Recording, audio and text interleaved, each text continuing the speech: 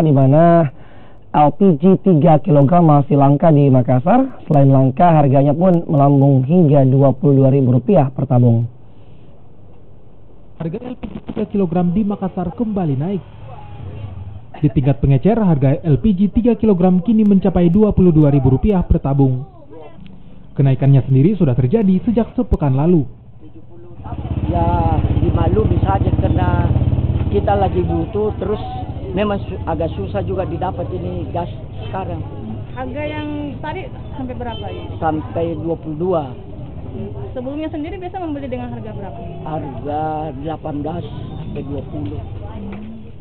Naiknya harga karena agen pengantar gas juga turut menaikkan harga jual dari Rp15.500 menjadi Rp18.000 per tabung. Selain harga yang naik, pengecer juga harus menunggu selama sepekan untuk memperoleh pasokan.